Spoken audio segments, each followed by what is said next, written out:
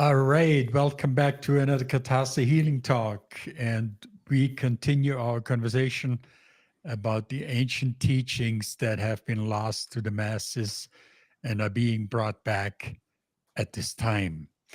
And Kay writes about these teachings in her latest book, The Weavings, and that's where we take our subjects from. There's a long list of teachings that she has written about in the book. And throughout the book, she talks about pretty much all of it in great detail. And today's subject is a hot one. It's to stop the war inside yourself. How to do that and why you really want to do that. So, my name is Helmut. I am here with my wife, Kay Cordell Whitaker. Hi, Kay. She's the author of the Weavings book and The Reluctant Shaman and Sacred Link. And Laura Philbott has joined us. Hi, Laura. And Laura Katie can't make it today. She has a family thing. If you're new to the channel, please subscribe, like, comment, share, all that good stuff. And if you want to find out more about Katasa, there's links in the descriptions and also a link to the book where you can get it on Amazon. All right, to stop the war inside yourself. Kay. Okay. That gets to be a big subject. But we'll squeeze as much as we can into our show. Everybody in the modern culture has got a war going on inside themselves. And some people have managed to quiet the war down a bit or get rid of it, a few here and there. Most people don't have a clue. Modern science and medicine and psychiatry and all of that, they don't really have a clue. Sometimes they help a little bit, but the war just keeps going on. And what is this war? This war is a war that we learned how to keep fueling, how to keep spinning it and spinning it and spinning it. This is a war of corruption. And it's the corruption we learn from the day that we're born. And, who knows, maybe even a little bit before that, because we can hear. We can hear when we're inside the womb. And we learn all these conflicting things. They're coming from all different kinds of directions and different religions, and your schools and the television and your parents and everybody is sure that they have the absolute truth, and they believe in it heartily. That's what we're taught. Whatever that programming is that started when you were first born, we're taught to believe it and not question it. Don't have any doubts. Don't go against it. Support it. And it's all about how the world is corrupted and how we as humans learn how to be corrupted. It's not just the outward things like our money and the politics and the medicine, the whole medical community, this teaching, the education, the sports, the everything, every direction you look, it's corrupt. And it's been that way for millennia. And it's all these outward things that we could see and notice and even put our finger on some of it sometimes. But we're taught not to not to worry about it, not to pay attention to it. It's all good. We have a good system. We have a good country here in America, and it's everybody's free. They use those words so lightly, free. They don't even know what that means. And when you have this corruption of everything around you, and a lot of it basically is starting at the monetary system. It starts going and eating deeper and deeper and deeper into our way of being, our way of life, our way of thinking and feeling and believing. And it's just gotten to um, such a very, very, very bad state that most people they aren't aware of how corrupt everything around them is, let alone what they are thinking and believing in, and they're emotionally feeling it. They think some of these things are even spiritual, and they believe that that's the way it is. And they have been corrupt for so long, and everybody around them has been, and all these ideas around them in every field you could think of has been corrupted, that the things come across them in their lives, comes across their desk at work, and that they should be wondering about that and thinking, well, that's not quite right. That shouldn't be that way. That's dishonest. That's corrupt. That's hurtful. That's uh, aiming towards violence. That's aiming towards addiction, and that's aiming towards becoming super unhealthy and overweight, and all the things that we find in our culture today that are such big problems. We don't know what to do about them. And you could try to fix the outside of the problems, and whatever they are. Maybe some of that works sometimes, but it can't hold, because the corruption is inside us. And that corruption causes a war, because also inside you, you have your beingness, your song, some people will call it their soul or their spirit or their higher self or their good self, their better self, that knows what's good and what isn't good, what's healthy, what isn't healthy, what's right, and what could be harmful. And we instinctively know these things. Your song knows it, always has. Your totality, your song is so ancient. It is so very, very, very ancient. Countless years, eons. Some say we've always been here.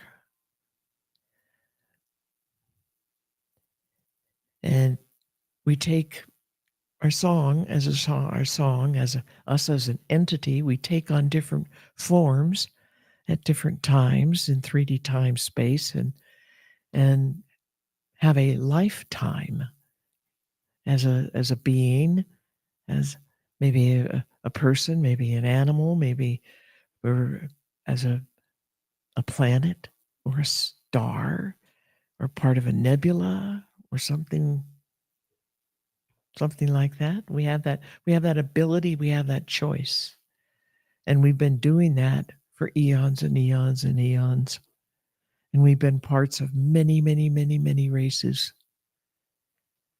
And many of us have had many lives on just Earth by itself, not to even start counting all the things out in the cosmos that we've been, but playing around on Earth for quite a number of centuries or millennia.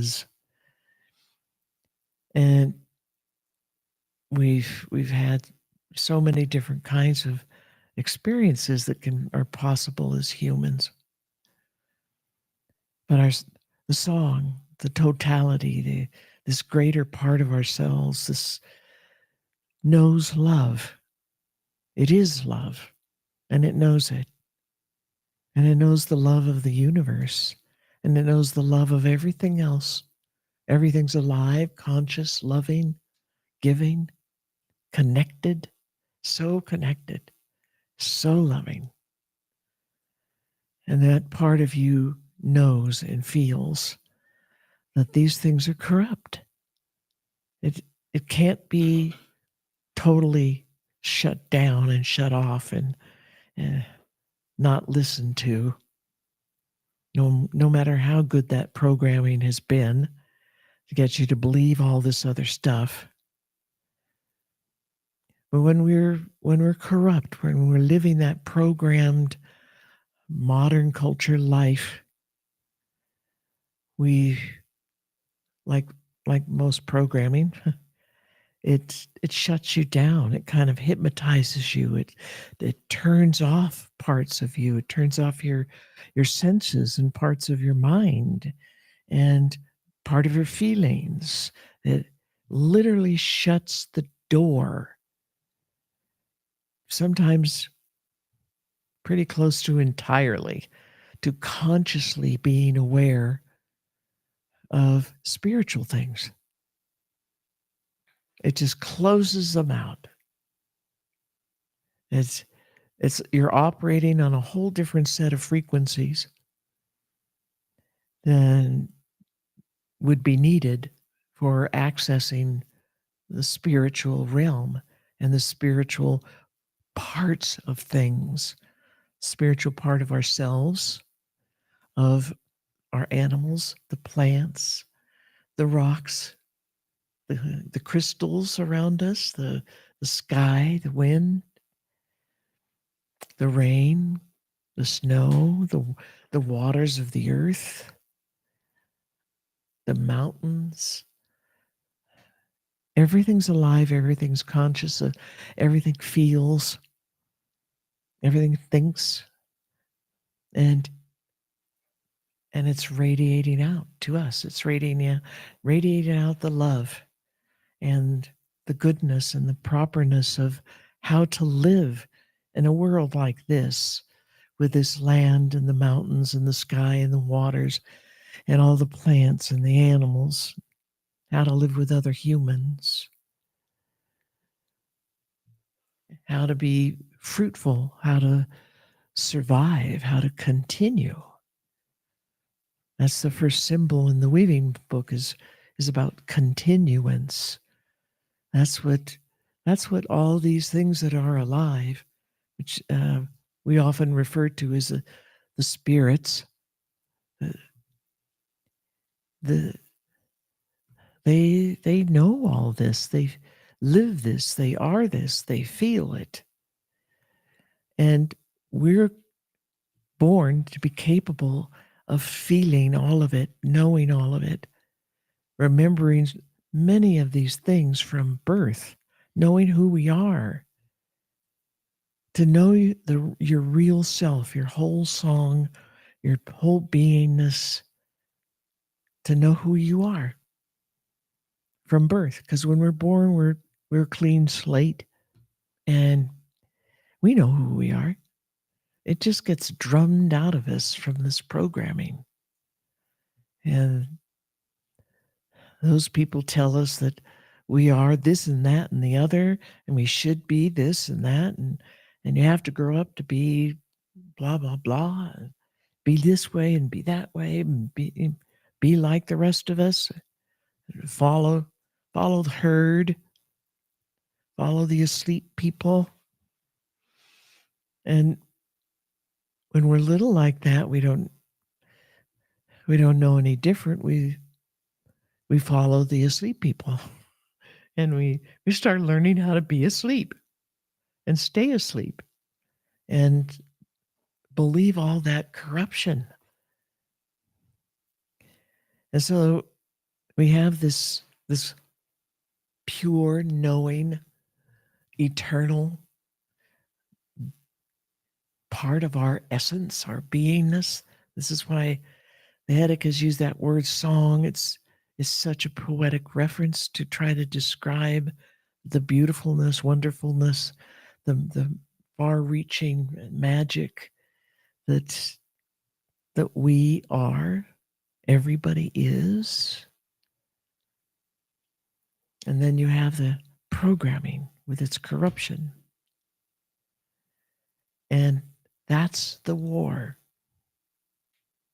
That's the big part of the war. And when we look a little closer into the corruption in the programming, we got programming and corruption that fights each other. We have beliefs that fight each other. I know that sounds kind of far out there, but when you just stop and think about it, what are the things that you actually believe and have believed through the years? And people are always saying this and that and the other. And when you're thinking about one of them, you understand that idea and you believe it. You feel it, you believe it, kind of dogmatically, because that's what you learn how to do. And then when you're in the other space and you kind of feel this other belief and this other argument and this other kind of corruption, and you believe that, and it's totally against the first one. They're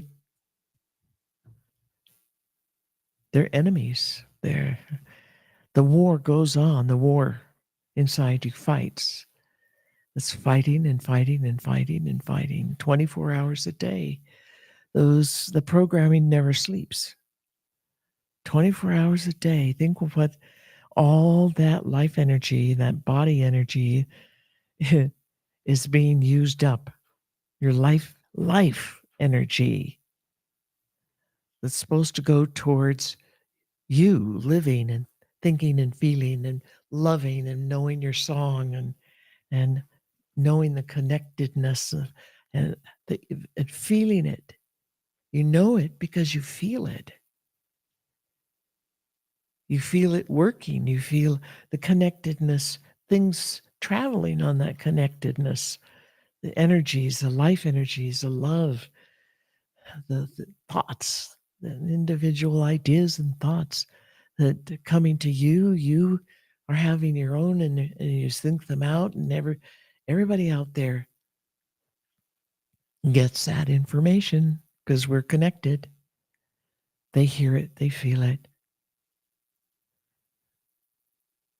We're supposed to be in love with the universe. We're supposed to be in love with our own song.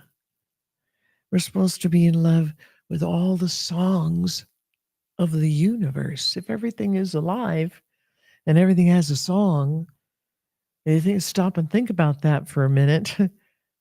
Every atom, every grain of sand, the wind, the sky, the waters, the stars, everything, even the space between the stars, it's alive and conscious and feeling and sharing. We're supposed to be in love with all of that. We're supposed to feel it, understand it, participate, enjoy it, learn from it, and share with what we've learned with others through the universe. We're supposed to be in love with the entire process, all the possibilities, all that energy, all that life energy, and all that information from all the ages for so many, many, many countless ages. And we have access to it, and we are it. A lot of people refer to that as the field. It's full of all that energy, all that information of the universe through history, through all the ages, all that love and that giving, sharing interaction of love between everything. We're supposed to be feeling it and be feeling in love with it and adoring it and being part of it, understanding how much we are a part of it all. There's no separation, there's no isolation.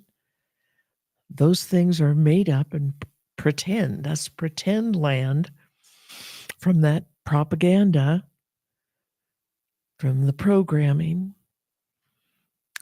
from the asleepness. Those are all different words for the same thing: propaganda, asleepness, programming. And it blocks you from this huge, huge part of the universe, the bigger part of the universe, the spiritual part of the universe that we are built to know and understand and feel and participate in. And once you start waking up a little bit, you start questioning that programming, questioning your beliefs.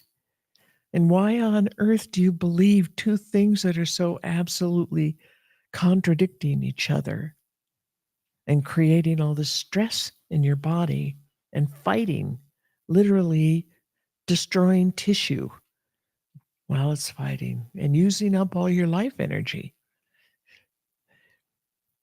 shortening your life, making your life miserable, making you feel and believe that everything is awful and you are feeling awful and miserable and horrible and you're a victim and you can't get out of it and it's always going to be this way. It's always been this way.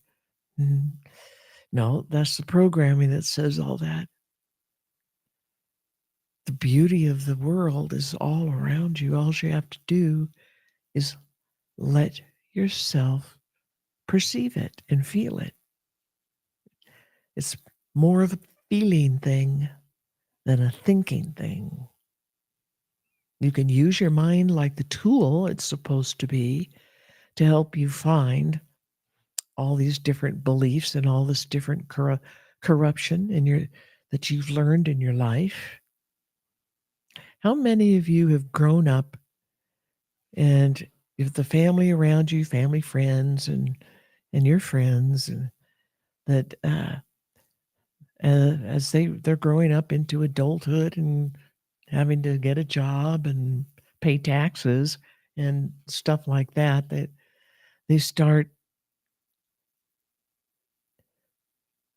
noticing, feeling this pinch, this crunch, this unfairness from the status quo, the way the world is, that their salary is too small to live on, and the taxes are too big for them to pay, and they have trouble buying food and diapers for the baby, and on and on and on and on. And maybe they think they should cheat on their taxes because, who knows what those taxes are going for? Whose pocket do they end up in instead of, um, you know, for your welfare and the roads and your health and all that stuff? The uh, political apparatus that we have that is so huge. Where's all that money go? And if you look far, not very far, you'll see that it's really corrupt. All of it. It's really, really a corrupt system. Every part of our system is corrupt. And we think that's natural. We think that with the money, the fiat US dollar money that we're used to using, we've been taught, this is money. This is worth something. And we believe all these different kind of thoughts about it. And of course, we have these taxes, we have fees and fines. Where's all that going? Why is the system built like that? Why do we have inflation? Do people even stop to think what inflation is? They've been taught that it's a good thing, and this is a money system that is sophisticated and new age, and we're in the space age now, and this is how people do things. No, this is what you were told, that this is how people do things, but it isn't really how people do things, or they want to do things. If you put them together and they don't have any of this corruption and beliefs in their way, they find out all kinds of other ways and systems to be fair, to be honest, to work with each other and what they have and what they've created, and trade and share back and forth. And if someone's in extreme need, we help them as much as we can. Everybody should be. There shouldn't be any question about that.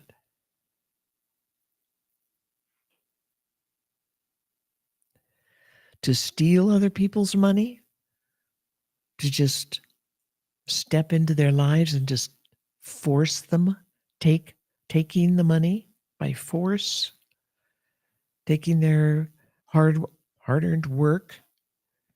Like if they're a farmer, their hard-earned work is the food.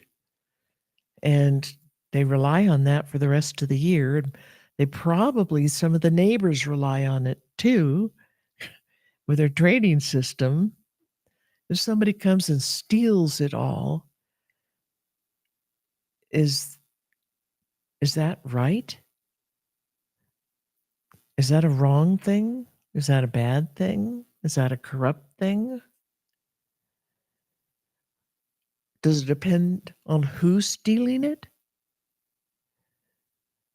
Is it somebody, the stranger you don't know from far away? Does that suddenly make it a bad thing? But when the government comes and takes it from you in the same kind of way, the threatening, extortion and threatening, and you don't pay us that money every year, you're going to go to jail. You're going to owe us even more money. Your family's going to owe the money. They're going to suffer, and you're going to suffer. And they just steal it. When they print more money, what do people think about printing more money? Well, most people think that's just the natural way of things. That's the natural way of this whole system, because we're space age, and everybody who's controlling everything is really smart and good and doing the right thing for the people, the best thing for the people. That's a lie. That's a big lie. But that's what they think. Inflation is counterfeiting. They can counterfeit and make as much money as they want for themselves and their friends, and the rest of us can't. It's illegal for us. It would be illegal, wrong, get put in jail, all that stuff. The corruption is so invasive, and it has penetrated so far into every system, and we don't even see it as corruption. And we believe the lies they say about it, that we've been told about all this different kind of corruption, whether it's out there in the money world or whether it's inside you in your own way of thinking and feeling. Has your own thinking become corrupt? And I say for most people in the modern world, yes. We've learned how to not think straight, not think right. And we think it's fine. We don't see anything wrong with it. But when you really investigate it, when you question it, you start to see all the parts and the pieces. And you start to see where they're coming from, what they really are, all the harm they really do, how they put so much wealth and control of the population in one little tiny place, and victimization for everybody else. We're being controlled in so many, many different ways. And we don't want to even look anymore at it in those directions because we don't want to see the truth. But we have to see the truth, because if we're going to have a new world, if we're building a new era, because this one is dying, we have to build a new way of life, a new way of life inside ourselves. That's where the war is. And it doesn't look pretty when you first start looking at it. It's very shocking. But it's there, and it's real. And that's what we have to do. We have to take that internal inventory, internal examination of everything that we've been believing, been thinking, been doing, been feeling for all the years we've been alive. And noticing the people around us, our family, our parents, the grandparents, and the people before them and them and them. And it goes back a long way. It's not your fault. But it's our responsibility. We have to fix it for ourselves. We can't fix the whole world until we fix ourselves. And if enough of us fix ourselves from the inside out, the entire world changes. When we heal ourselves, we heal the world. And that's what we say in these teachings, in this Katasi way of life. It's very, very ancient. Before these corruptions became such a big thing on this planet, way before, and for a very, very long time. These teachings come from a long time back, and from our ancestors. Those people were our ancestors. Some of them from being part of this race, the human species on this planet. Some of them from other races from other planets who've been around a lot longer than we have, been through the same problem, and they grew out of it. They learned these things the hard way, just like we are learning these things the hard way. And now it's time to bring those old teachings back. And that's what the Weavings book is about, and the Katasi way of life is about. Katasi means balance. We are working together to put the world back in balance. That's what the Katasi means. That's a whole way of life, a whole way of being.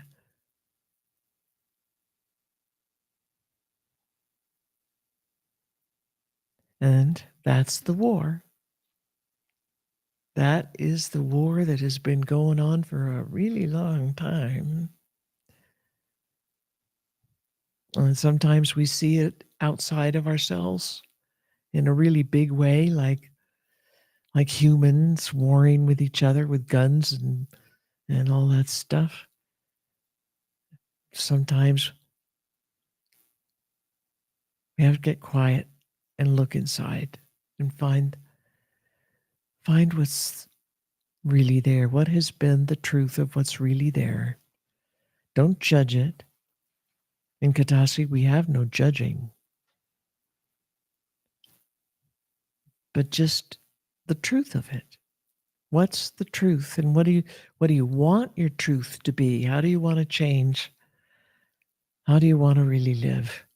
Do you want that door open to the spiritual realm? It is by far the bigger portion of yourself and the universe and everything else. And there's a lot going on there. There's a lot of you that participates in that part. You just aren't aware of it. You're not noticing it and feeling it. But we question everything. Question, and learn to feel more physical feeling, and especially more emotional feeling and spiritual feeling, because that's the way of the spiritual world. That's the language of the spiritual world. Feelings. That's what we want to learn.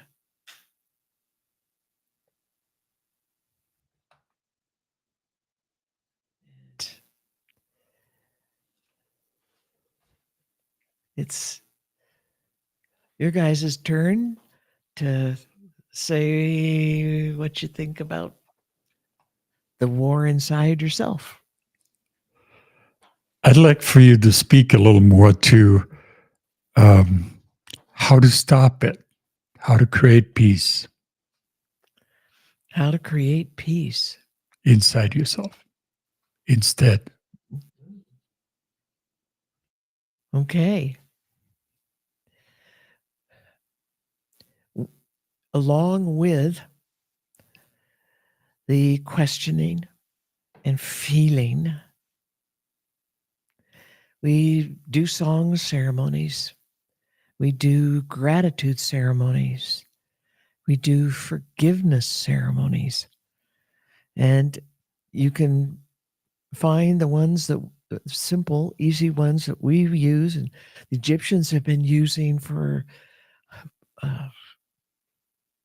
10, 20, 30, 40, 50,000 years. I mean, it's a very, very old tradition. And the gratitude ceremony consists of speaking the words, thank you for, like, thank you, sun, for giving us our lives, or keeping us alive. Thank you, sun, for your warmth. Thank you, sun, for your light. Thank you, sun, for all these different things the sun gives to you, gives to the people, gives to the planet, the plants, to the animals, to our atmosphere, to the waters, everything. That's the more outward side of it. On the inside, you need to feel thanks. You need to feel grateful. And since we grew up not knowing what grateful really feels like, this is something you have to keep doing and poking your head in there and saying it and learning what that feeling is. It's a feeling of love. It's a feeling of happiness. It's a feeling of joy and pure thanks. It's a thank you so, so, so much for all these things that you have given to me. and you're really feeling it and believing it, and you could feel it coming to you and going out, and it's all of you inside. So grateful. And in the traditional ceremonies, some of them are very short, some of them are a lot longer because they go to a lot more things and talk about a lot more details. But it's all about being grateful for. And the ones that we do are typically at sunrise, and they could be any time of the day. But that's kind of one of the things that the ancients always did. They got up before the sun went above the horizon, and they watched the sun come up, and they give thanks to the sun. They give thanks to the earth. They give thanks to the sky. They give thanks to the water. They give thanks to the plants and animals and all of humanity and even the aliens and the spirits. And this is, they talk in detail about what they're thankful about for each thing. And if they have something special that has happened in their life of perhaps a special gift that somebody or something gave to them in their life that has made all the difference in the world and helped them in so many different ways. For instance, when my father died, he left us kids, the money that he'd been saving and working all his life for and saving, and it got divided up equally between the kids. And that little bit of money that came my way, it made it possible to make a down payment on a house. Otherwise, I'd probably never see owning a house at all. So the loan that we had to get, the mortgage, the interest was sky high, even above the average of the day. But we had no history for being able to buy something like that. But this guy managed to get us the mortgage, and we've been in this house ever since. And sometimes I just have to stop and say, thank you, Dad. Thank you, Dad, for all the things that you've ever given to me and raising me and housing me and feeding me and all that kind of stuff. And this little trickling of inheritance that allowed us to make a down payment, and then we had to pitch in and making money, earning money to pay that mortgage every month. Still do all these years later, because it just hits me sometimes that, wow, I have this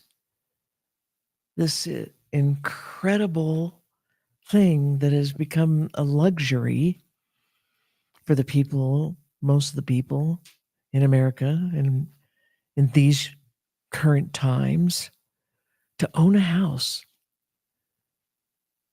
And we own the house, and it's a really good house, and it's a cool house, and it's pretty, and we help make it pretty, and we try to keep it standing, keep it upright and non-leaking, and all that kind of stuff.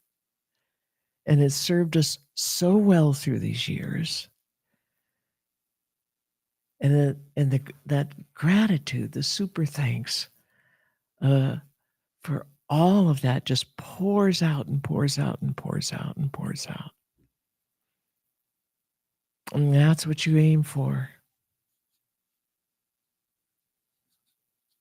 And some people do a little gratitude ceremony several times a day.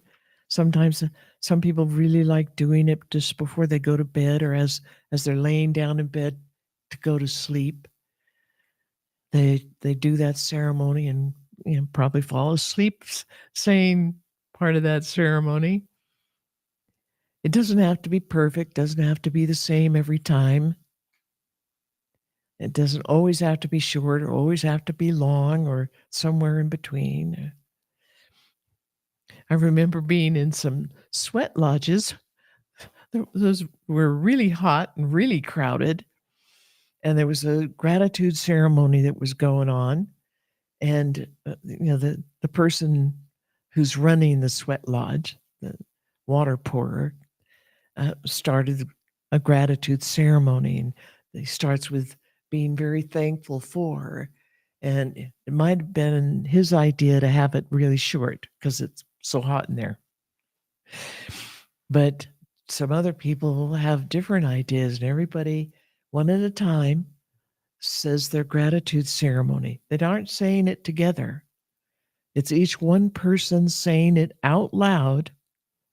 Sometimes they kind of sing it, and it goes all the way around circle. And it's your turn, and you say that you're grateful for all these different things. And then I remember there was a bunch of elders in the sweat, some elder women and some men, and they got a lot to be grateful for. And this is their ceremony time in the sweat lodge. This is their prayer time and their thank you time. And they're thankful for so many different things, and this kind of bird and that kind of bird and the frogs and the water in this creek. And it's thanks. I'm so thankful that the water came back to this creek, and now it's running again. And we have this gorgeous water, and they're truly being very, very thankful to the spirits, to everybody, everything. They're saying that thank you goes to everybody. And they don't want to leave anything out. And they're very genuine about it. And I remember some of the younger men having a really rough time with trying to continue to be patient with so many thank yous going on.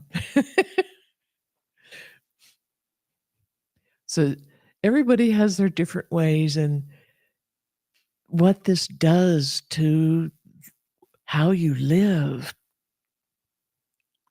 and how you think and how you feel, and to be truly grateful for something like being able to have your house, or living out in the land like that, and the water being gone out of the spring, and then wow, suddenly it's back. And springs do that.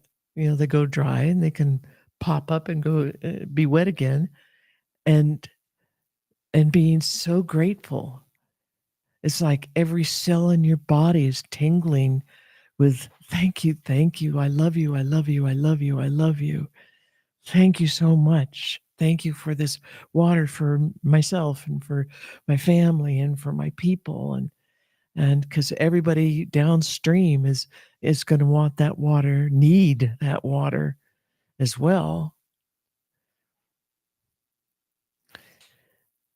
And the forgiveness ceremony, there's so many different ways that you could do it. And in the Egyptian way, we look at how we are connected and our connectedness, and we picture it as cords. And we picture in our body our chakras and an energy system, and the cords that are attached everywhere. And a lot of them will collect in their attachments around your chakras. And we follow that. And sometimes we don't know what's going to be at the end, but we follow it like we're pulling on a rope, and we come to the end, and there's sometimes yourself. is at the end of that rope, and you need to forgive yourself. Other times it's some argument you had with somebody, maybe a loved one or some other kind of a thing, and it's still there, and on this cord, the reason you follow that cord is because we only follow the dark cords, the yucky, dark, stinky, and nasty cords, to see what's at the end, because that means that's not nice energy. If you have a healthy cord that's going out, it's going to be going to something or somebody where your relationship with them, how you relate with that person, that thing, is beautiful, and the love and the communication is flowing freely and beautifully, full of love and happiness and peace and all of that.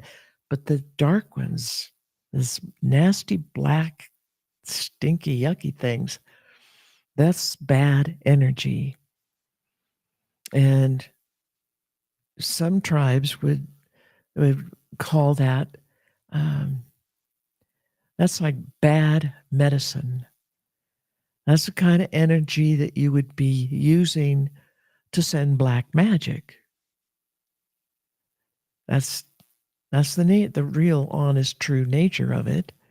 And it's attached to you, it's attached to something else out there, and that's not good. That means you're participating in it. It's attached to you. The blackness is flowing. There's something there you're holding on to that you won't let go of, and you got to forgive. You got to forgive whoever, whatever's at the other end. So you follow it, you find that, and you forgive. You forgive. In Egyptian, if you break the words down, they mean, in English, they mean before the giving of the injury. You want to be the way you were and the way they were before the giving of the injury. You're tired of all this black energy and the nastiness and whatever it is that sometimes invades your dreams or keeps you awake at night or haunts you in some way. They all haunt you in some way. If you try really hard not to think about it, it's probably eating away at your body somewhere. It's doing nasty things, cancer making and stuff like that. So we forgive. We want to stop hating and stop being resentful and stop wanting some kind of revenge. Stop thinking bad things about that person or feeling bad things about that person or whatever. And you're willing to let it go. Open up the lock you have on your hands and let it go. Let it be free. Let you be free. Because as long as you have a black cord, you're not going to be free. You're not really free. They're not really free. So you ask them to forgive you, and you forgive them. Two-way street. And you clean the energy up of that cord. If it cleans up really nice, that's beautiful. It could stay clean and healthy and nice relating into the future. Sometimes we can't clean it up all the way, or the person on the other end is not responding very well. And we might have to cut that cord and let our half go. Let it go. And forgive as much as we possibly can. Sometimes it takes more than one ceremony of trying to do this over and over, and you make headway, and finally one day you forgive it totally. No barbs left, nothing nasty left in the feelings from you at all for them. It doesn't mean that you're condoning the bad behavior. It does not mean that at all. It means you want to go back to living in peace and health and sanity without the hatred and without the guilt and all the nasty things that go with that, the fear, et cetera, et cetera.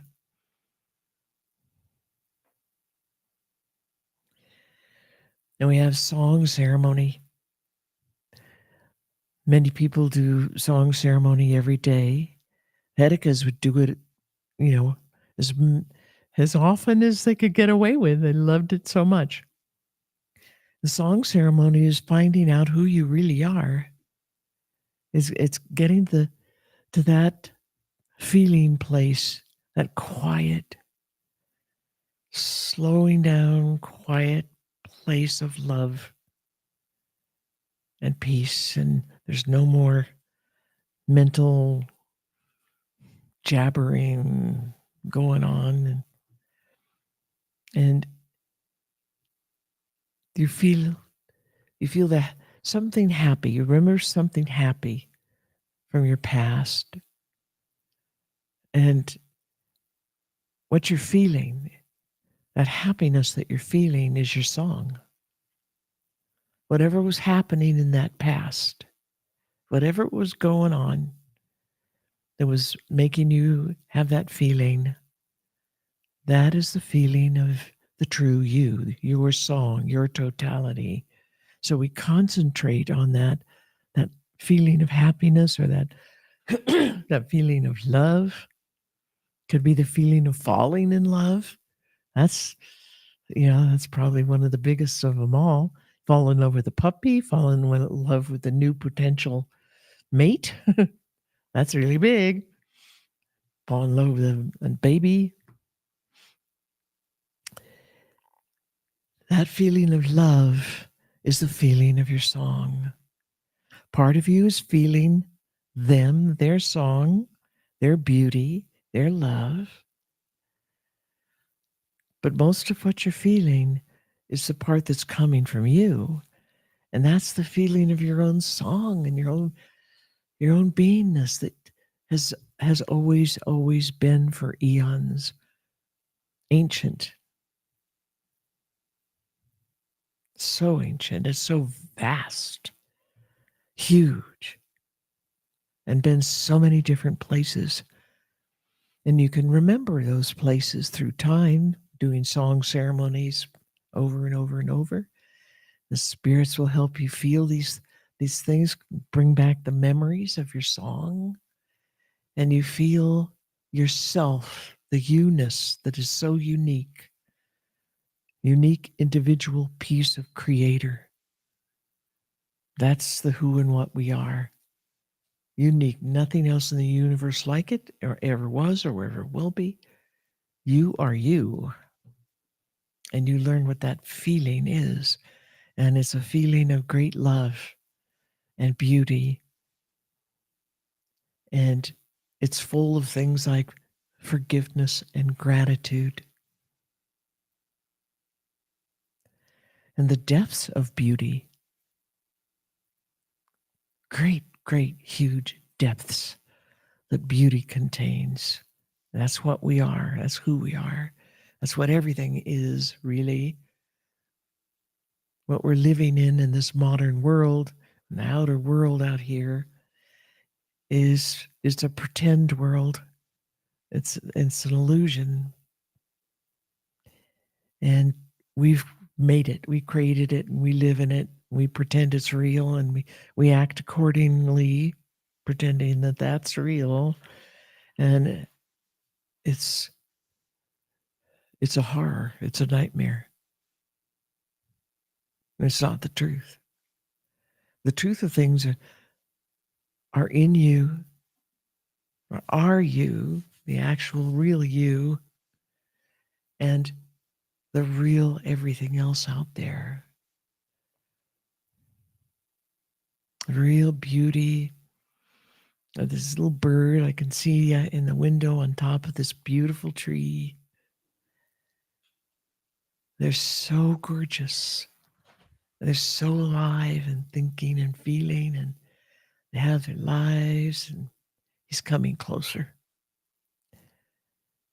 He might be aiming for a little water dish.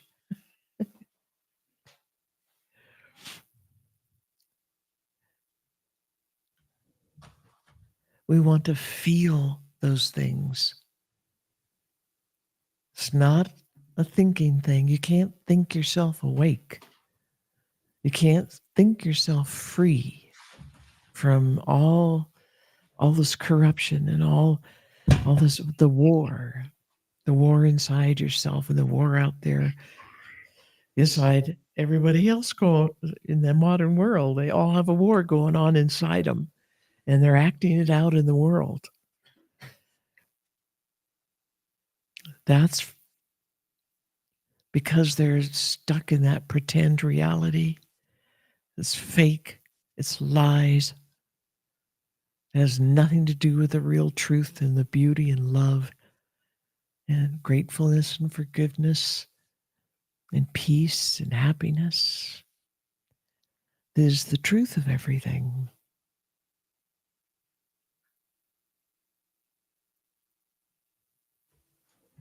There. Dang. Yeah. Laura. I'm like, we're already at an hour. Way to go.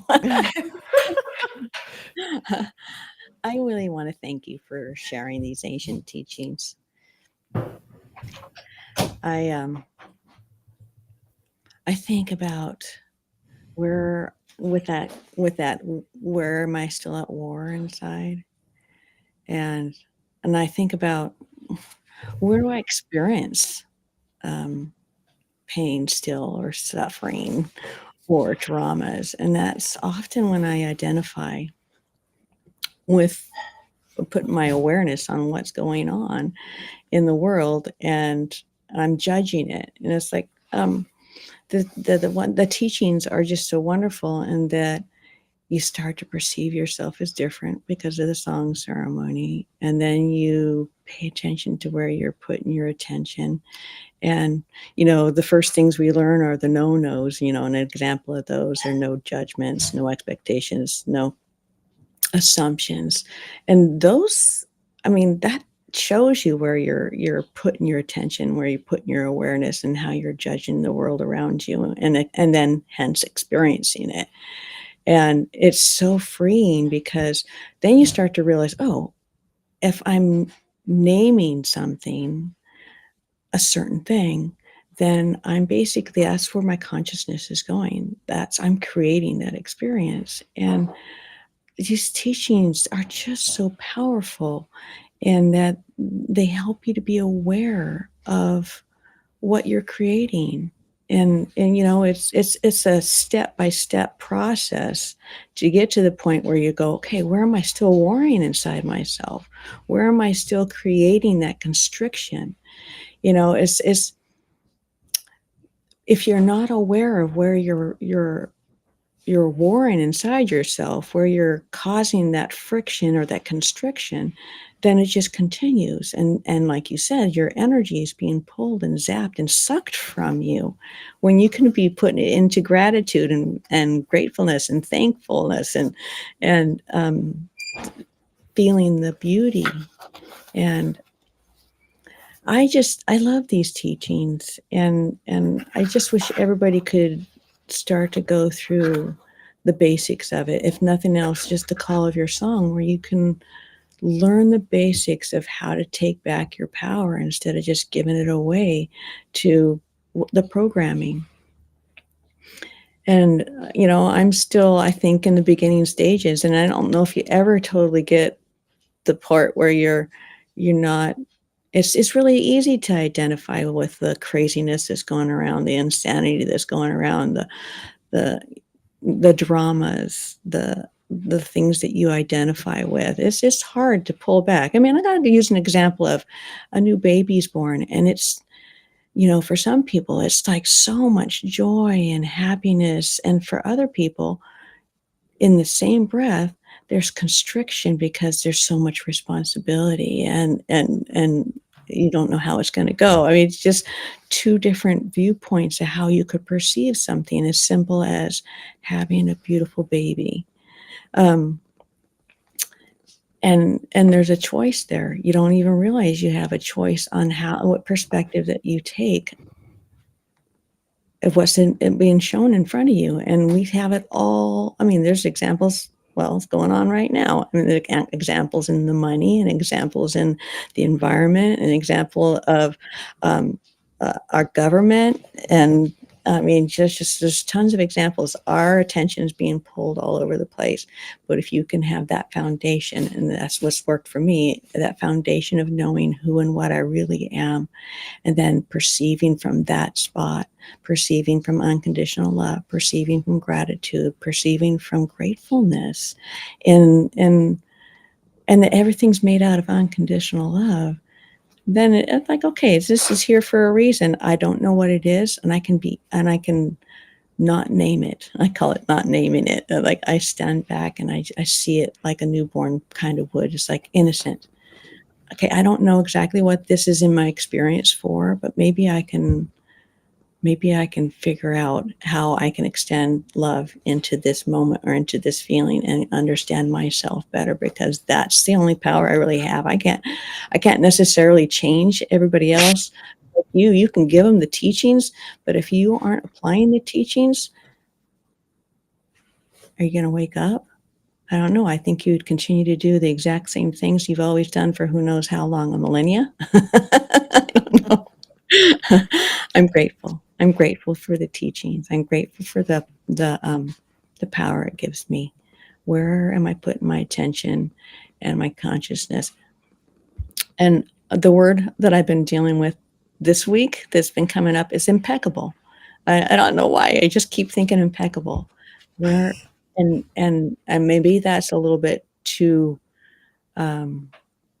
much responsibility for myself, but I'm just trying to be aware, because I value waking up. I value love. I value gratitude. I value, beauty, and I value our community, and being able to share these teachings with other people so that maybe they can take a step towards awakening. Because it's really stinky to be in a box where everything that you're seeing outside yourself is dictating how you're experiencing the world. And if it's viewed as unhappy and limiting and small, we aren't. We're not small. We're so much more. So much more. So I'll just tell you again, and I'll tell you every time I see you, thank you for sharing these teachings. They've totally changed my life. I'm going to keep doing it. I'm going to keep showing up. Yeah. Uh-huh. Yay. And I still keep thanking the Hedekas and my Egyptian teacher. Yep. I still have that realization of what my life might look like if they had not come into my life. It would be just absolutely so night and day different. And they gave me so much.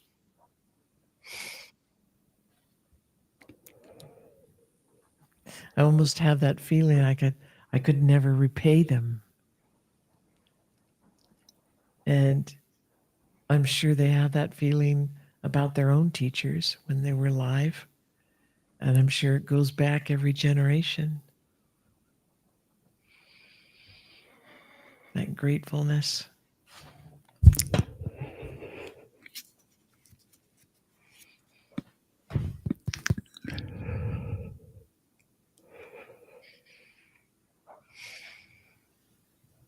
Do you have a word to add, Helmut? Yeah, maybe a couple of words. If you long for peace, if you want to find peace, do everything you can to find it and create it. I don't know what your path is, but if you want to check out these ancient teachings, they worked for a lot of people, including myself. And I hope you do it long before, so you can live in peace, long before you rest in peace. And the other thing that I have been thinking about as you were talking, Kay, I watched a video by a doc, a medic, who's pretty respected, and he talks often about the cause of disease. And in this video, he emphasized on living in the sympathetic state, parasympathetic, sympathetic state. And that's living in that state. That's the main cause of disease,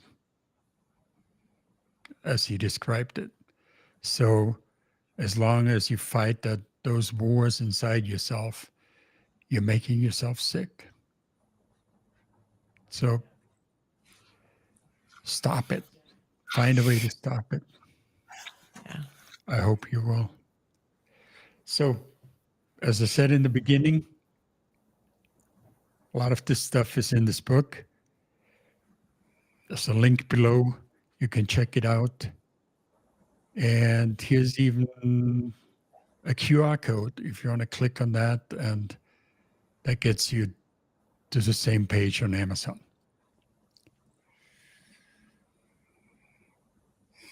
All right.